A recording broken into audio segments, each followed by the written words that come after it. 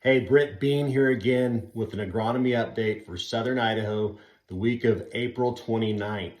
So this week has been the official week of frosted tips in Southern Idaho. And I'm not talking about the bad hairstyle in the early 2000s that all the boy bands were rocking. I'm talking about frosted tips in crops. We've had extreme wind. We've had some frosty mornings. We've had some winter grains getting sprayed, and you combine all those things together and we have started to see some frosty tips even when fields weren't sprayed. So if you have frosty tips in your grain, don't get too concerned. It's typically just a cosmetic issue. The plant is just going to grow, metabolize, and push right through it. But frosted tips are a real thing this year. Everybody's seeing it. So if you're seeing it in your crops, you're not alone. So let's talk about some things. A lot of questions this week about herbicide sprays in grain and tank mixes and adjuvants and the watchouts and all these things. And a lot of people calling, asking about weather conditions and spray timing.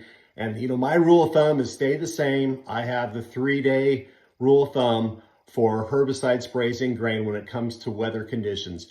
And that's 3 days of frost free. The first day is the day ahead of the spray. The second day is the day of the spray. Third day is the day after the spray. No frost in all 3 of those days. That's a minimum. That's a minimum. So keep in mind, if you don't have that, if you have 2 days or 1 day or frost on the day of your spray, you're going to see more crop response no matter whose product's in the tank, no matter what tank mix you're spraying, you're going to see some crop response most likely. So keep that in mind.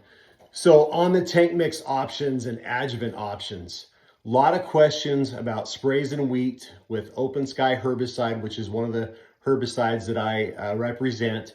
So a lot of folks asking me, what's the best product? What's the safest product? I want another mode of action on that field. And I'll just tell you, my go-to tank mix partner recommendation for Open Sky is MCPA ester. Now that's the ester formulation, that's important, not the amine formulation. The ester formulation at a labeled rate, usually that's somewhere around 12 ounces, 16 ounces, 8 ounces, depending on what the formulation is, but somewhere there, check the label. The reason I recommend that is because that is a safe application. That MCPA ester is a very friendly tank mix partner with Open Sky. And it actually is a really good complement, bringing that group 4 mode of action, that auxin type chemistry to that spray.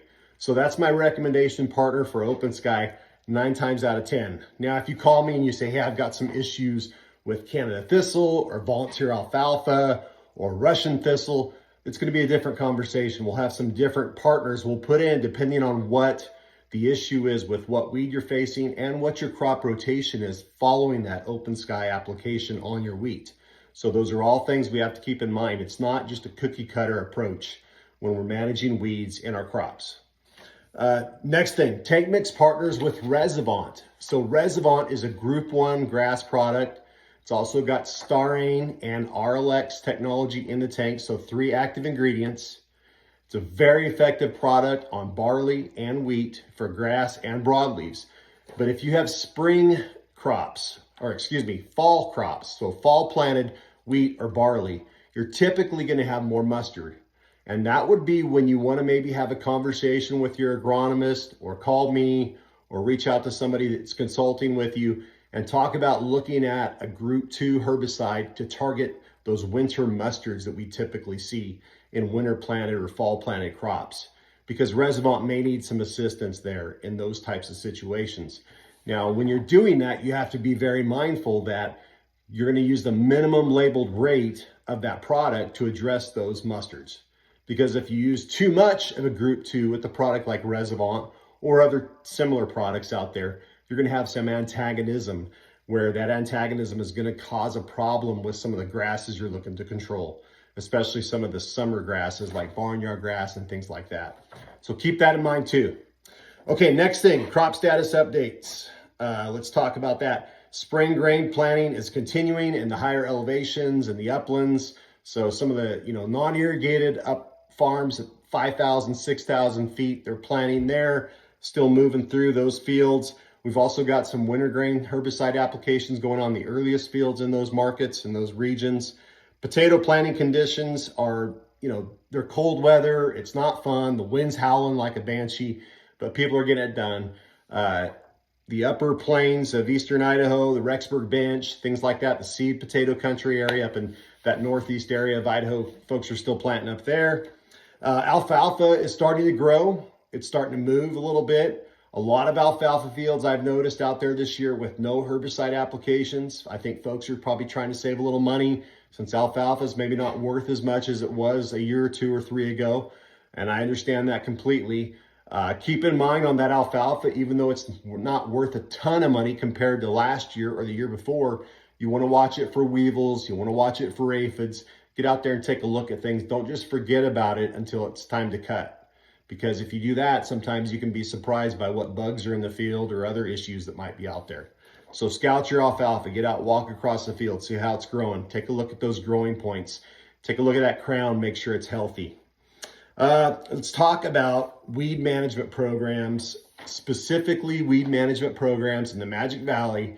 It's been confirmed we have some Roundup resistant weeds in the Magic Valley. And I'm not going to get into all the details about that. You can reach out and message me or do some research on your own, but I will tell you this.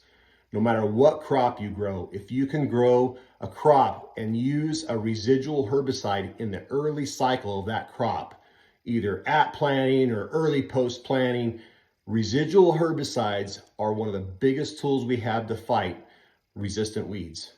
And a lot of acres out there are not really using residual herbicides because of the expense, because they haven't had to in the past, whatever the reason is. You need to look at residual herbicides in the Magic Valley specifically. There's some very good options from a lot of different companies. In corn, my company has a great option that we recommend. It's called Surpass NXT. And in sugar beets, we're actually getting a new product. We hope to have some available this year in sugar beets. It's called Inversa herbicide, and it's a residual product too. So those are 2 of the options I have, but there's lots of other options out there that folks can use. Few questions about things that are kind of anomalies, things that are popping up in crops after they've been planted. And the biggest one has been wireworms. I've had 2 or 3 calls this week specifically on wireworms post-plant, after the crop's already in the ground.